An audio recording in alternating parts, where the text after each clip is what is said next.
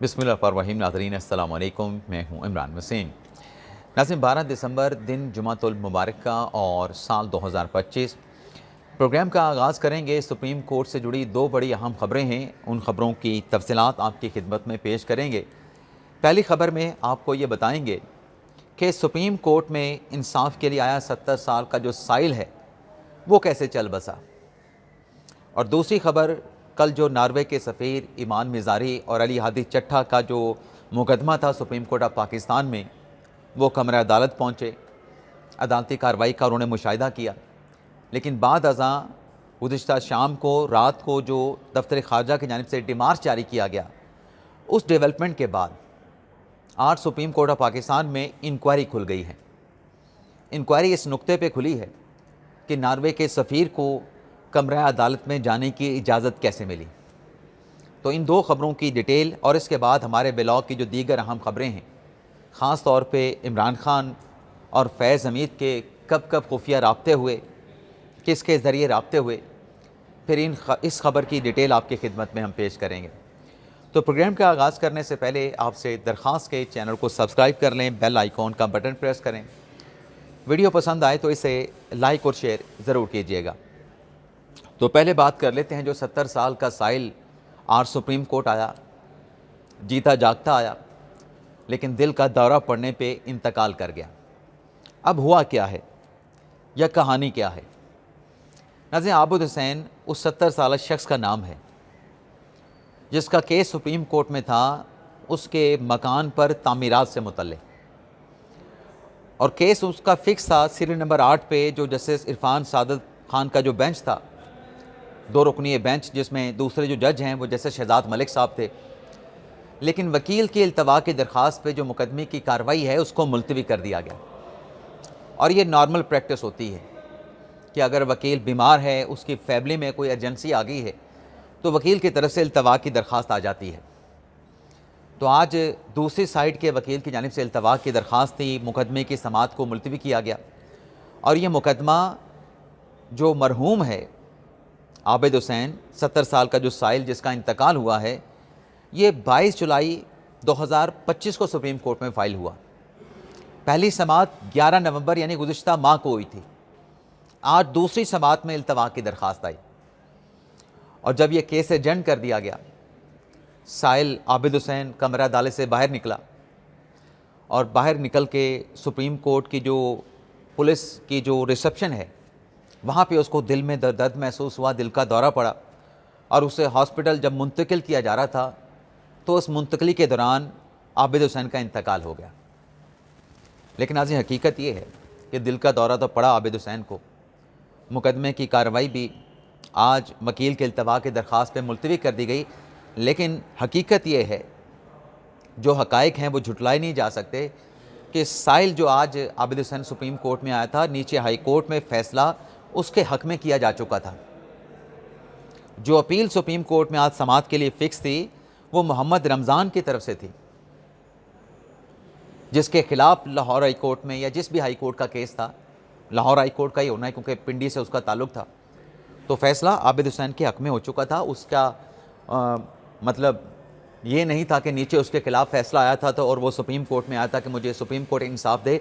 इंसाफ़ उसको एक्सटेंड हो चुका था। अब शायद खुदा बेहतर जानता है, अल्लाह की तरफ से उसकी आई थी, दिल का दौरा पड़ा और वो इंतकाल कर गया। तो ये सारी हकीकत, ये कहानी है। और कल नाज़रीन जो सुप्रीम कोर्ट में ईमान मिज़ारी और अली हादी चट्ठा का जो मुकदमा था, जिसमें नॉर्वे के सफ़ीर पहुँचे, और फिर जो कहानी रात जो डेवलपमेंट्स होती रहीं, वो सब कुछ आपके सामने है।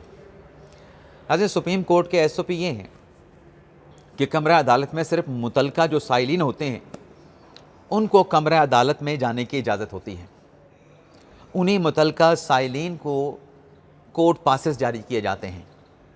किसी का 1 नंबर कोर्ट में मुकदमा है तो उसे 1 नंबर कोर्ट का पास जारी किया जाएगा।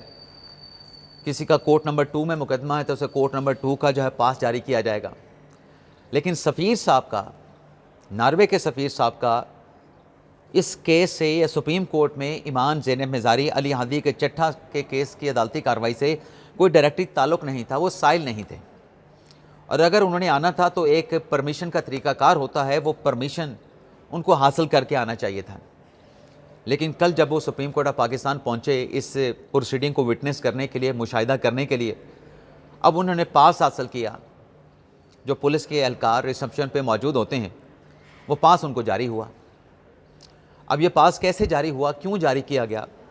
क्योंकि वो डायरेक्टली नॉर्वे के सफ़ीर उस केस में फ़रीक नहीं थे, तो उस पर यह इंक्वायरी खुली है कि ये पास का इजरा कैसे हुआ है। नॉर्वे के सफ़ीर कमरा अदालत नंबर 5 में क्यों और कैसे पहुँचे, उसकी इजाज़त कैसे मिली उनको, तो इसके ऊपर इंक्वायरी खुल गई है। पुलिस एहलकार जो हैं, उनकी जो पोजीशंस थी उनको तब्दील कर दिया गया है, जो रिसेप्शन पे थे उनको किसी और जगह पे लगा दिया गया है, और ये भी इम्कान ज़ाहिर किया जा रहा है कि शायद जो सुप्रीम कोर्ट के एसपी हैं उनको तब्दील कर दिया जाए। अब जिसने भी उस पास का इजरा करवाया है, सिफारिश करा के, कोई अपनी मिन्नत तरला करके, लेकिन नज़र अब किस पे गिर रहा है? इस्लामाबाद सुप्रीम कोर्ट के जो पुलिस के जो एहलकार हैं उन पे मलबा गिर रहा है, उन पे नज़ला गिर रहा है। अल्लाह खैर करे, किसी बेचारे की नौकरी ना जाए, किसी बेचारे की नौकरी न जाए, हमारी तो यही ख्वाहिश होगी और यही दुआ होगी। उस पुलिस एहलकार ने जिसने पास जारी किया, उसने किसी के रिक्वेस्ट के ऊपर, किसी बड़े के रिक्वेस्ट के ऊपर, किसी जानने वाले के रिक्वेस्ट के ऊपर वो पास जारी किया था, लेकिन शायद, अगर मुझे नहीं पता क्या हुआ, लेकिन मेरी हमदर्दियाँ उसके साथ हैं, उस पुलिस एहलकार के साथ, उस पुलिस के जवान के साथ। उसने किया तो अपनी तरफ से अच्छा, लेकिन उसके साथ बुरा हुआ है, और आगे अल्लाह ना करे मज़ीद उसके साथ कुछ बुरा हो। अब नाज़रीन आ जाते हैं जो बाकी ख़बरें हैं। वैसे बाकी ख़बरों पे मुझे याद आया, फैज़ हमीद साहब को जो कल सज़ा सुनाई गई, उस सज़ा के बाद नाज़रीन हमारे एक साफ़ी दोस्त हैं जाहिद गजकोरी साहब, उन्होंने एक ट्वीट किया है। वो ट्वीट नाज़रीन मैं आपके सामने रखना चाहूँगा कि उस ट्वीट में जाहिद गजकोरी साहब ने फरमाया क्या है। जाहिद गजकोरी साहब ने कहा कि Faiz Hameed is being shifted to Adiala jail, special security arrangement are being made, यानी अडयाला जेल में ख़ास इंतज़ामात किए जा रहे हैं, स्पेशल इंतज़ामात किए जा रहे हैं, और जो फैज़ हमीद हैं उन्हें अडयाला जेल में मुंतकिल किया जाएगा।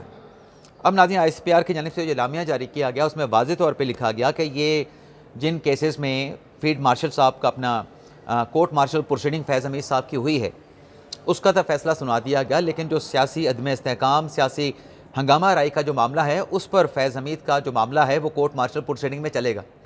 यानी उससे वाज़ेह हो रहा था कि क्योंकि आम तौर पे नॉर्मल प्रैक्टिस तो यही है कि जब किसी का कोर्ट मार्शल होता है, कोर्ट मार्शल प्रोसीडिंग के बाद उन्हें सिविलियन जो जेल है वहाँ पे मुंतकिल कर दिया जाता है। 9 मई के मुलजमान जो कि मिलिट्री कोर्स में कन्विक्ट हुए थे, उन्हें भी बाद अज़ां उनके शहरों की मुतलका जो सेंट्रल जेलें थी वहाँ पे मुंतकिल कर दिया गया था। लेकिन यहाँ पे तो अभी जो मामला है फैज़ हमीद साहब का, वो मंतकी अंजाम तक तो नहीं पहुँचा। अभी भी उनके खिलाफ कोर्ट मार्शल प्रोसीडिंग होनी है, उनका मिलिट्री ट्रायल होना है, तो ये वाज़ेह था कि उनको अडयाला जेल मुंतकिल नहीं किया जाएगा। अब जाहिद गजकोरी भाई को न जाने कहाँ से ख़बर मिली, कहाँ से हिंट मिला, कौन सा इनका सोर्स था, तो इन्होंने ये ट्वीट कर दिया, जिस पर अमार सोलंकी ने फिर एक्स पे ये पोस्ट किया कि गजकोरी भाई तो फेक न्यूज़ की फैक्ट्री हैं, कोई तो उम्र का ख्याल कर। ये जाहिद गजकोरी को अमार सोलंकी कह रहे हैं। ऊपर से शायद मेतला साहब ने लिख दिया, अमार सोलंकी साहब ने भी गजकोरी साहब के आगे हाथ जोड़ दिए हैं कि भाई फेक न्यूज़ ना फैलाओ। अब नाज़रीन आ जाते हैं इमरान खान साहब की बात कर लेते हैं, खुफिया राब्तों की बात कर लेते हैं। नाज़रीन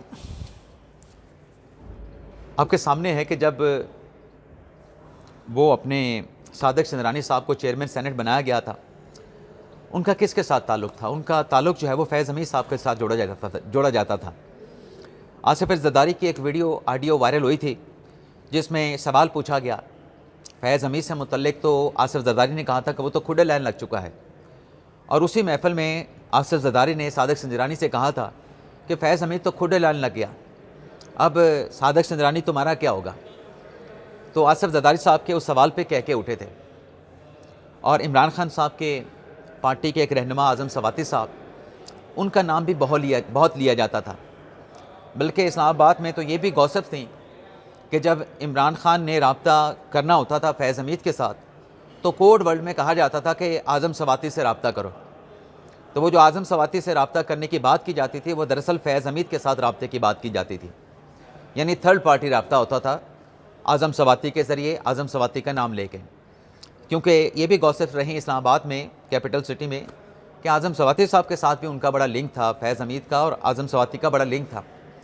और मैंने इस गुनाहगार आंखों से देखा कि जब दूसरी मरतबा सादक संजरानी साहब चेयरमैन सेनेट बने थे और यूसुफ रज़ा गिलानी के 7 वोट जो है वो मुस्तरद कर दिए गए थे, और फिर काउंटिंग में जब सादक संजरानी को चेयरमैन सेनेट डिक्लेयर किया गया, तो जो सेनेट के ऐवान की टेबल जो कि आज़म सवाती साहब के सामने थी, उसे बड़े जोश के साथ जो है वो क्लैप किया था आज़म सवाती साहब ने।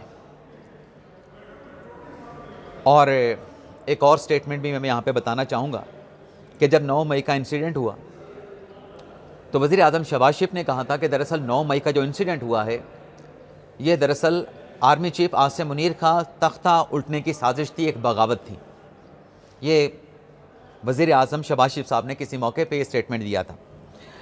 अब नाज़रीन, कल के फैज़ हमीद साहब के फ़ैसले के बाद जो नई गॉसिप सामने आ रही हैं उसमें यह कहा जा रहा है कि इमरान खान साहब जब वज़ीर आज़म की कुर्सी से उतरे, जब वज़ीर आज़म थे, वो हर काम जो था इमरान खान साहब वो फैज़ हमीद के मशवरे से, उनकी इजाज़त से या उनके साथ उनके प्रपोज़ल पे किया करते थे। कोई काम इमरान खान फैज़ हमीद के साथ मशवरा किए बगैर, उनके साथ कंसल्टेशन किए बगैर, उनकी रजामंदी के बगैर नहीं करते थे। और जब इमरान खान साहब को अदम एतमाद के ज़रिए वज़ीर आज़म की कुर्सी से उतारा गया तो तब भी गॉसिप्स ये हैं, मुबैना तौर पे कहा जा रहा है कि फैज़ हमीद साहब के डायरेक्टली इनडायरेक्टली इमरान खान के साथ राब्ते थे। जब मई 2022 में इमरान खान साहब ने पेशावर से इस्लामाबाद की जानिब लॉन्ग मार्च किया तो फैज़ हमीद तो वहाँ पे कोर कमांडर थे और जनरल बाजवा का टेलीफोन गया था शाह महमूद कुरैशी को कि आप ये लॉन्ग मार्च ना करें। शहबाज शरीफ साहब, नवाज शरीफ साहब असम्बली तहलील करने के लिए राज़ी हो चुके हैं, लेकिन इमरान खान ने बात नहीं मानी थी जनरल बाजवा की। तो गॉसिप ये है मुबैना तौर पे कि वो लॉन्ग मार्च भी जनरल फैज़ हमीद साहब की कंसेंट से किया गया था। और फिर उसके बाद जब नवंबर 2022 में आर्मी चीफ की तैनाती का मामला आया था तो उस तैनाती को रुकवाने के लिए मुबैना तौर पे ये गॉसिप्स हैं कि फैज़ हमीद साहब अपनी तरक्की चाहते थे, वो सियासी राब्ते कर रहे थे, सियासी मैनेजमेंट कर रहे थे। बल्कि इस बारे में तो जो वज़ीर दिफा साहब हैं उनका स्टेटमेंट भी कल ये सामने आया है कि पहले जनरल बाजवा ने जो हुकूमत का अख्तियार है, एग्जीक्यूटिव का अख्तियार था आर्मी चीफ लगाने का, कभी उस पर दबाव नहीं डाला गया प्राइम मिनिस्टर के अख्तियार पे, लेकिन पहली मरतबा नवंबर 2022 में ये पिंडी की तरफ से दबाव डाला गया। और जनरल बाजवा पहले फैज़ हमीद को आर्मी चीफ बनाना चाहते थे, लेकिन जब फैज़ हमीद का नाम मुस्तरद हो गया और फील्ड मार्शल की तैनाती वो रुकवाना चाहते थे कि आसिम मुनीर की तैनाती ना हो, फैज़ हमीद को बनाया जाए, लेकिन जब दाल ना गल सकी, बात ना बन सकी, तो फिर जनरल बाजवा दूसरे नाम लेके आए थे। लेकिन वो दूसरे नाम भी जो है बाद अज़ा मुस्तरद कर दिए गए थे और आसिम मुनीर साहब को जो है आर्मी चीफ बनाने का फ़ैसला किया गया था। तो ये भी गॉसिप्स हैं मुबैना तौर पे कि जो 9 में हुआ 2023 में, उसमें भी जो जनरल फैज़ हमीद साहब हैं उनका कहीं ना कहीं लिंक था, हिस्सेदारी थी, मुशावरत थी, उस मामले में वो भी शामिल थे। अब इसमें नाजरीन ये जो सियासी राब्ते होते रहे थर्ड पार्टी के थ्रू, फैज़ हमीद साहब के, इमरान खान साहब के, अडयाला जेल में भी कुछ लोग पकड़े गए थे, वहाँ पे नए लोगों की तैनातियाँ की गई थी। अब फैसल वाडा साहब का ये दावा है कि ये जो सज़ा हुई है फैज़ हमीद साहब को, ये तो अभी इब्तदा है, अभी तो जब 9 मई का केस चलेगा तो ये खुरा जो है वो इमरान खान तक जाएगा, बड़े दावे के साथ फैसल वाडा साहब ने कहा। और फैसल वाडा ने यह भी कहा कि फैज़ हमीद के ख़िलाफ़ ये सज़ा जो है सुनाई गई है, इसके बाद वो तमाम लोग जो 9 मई हुआ ये केस इमरान खान के ख़िलाफ़ भी जाएगा और वो तमाम लोग PTI के जो इस सारे काम में इन्वॉल्व हैं, जो कि बेशक जेलों में कैद हैं, वो भी कटहरे में आएंगे।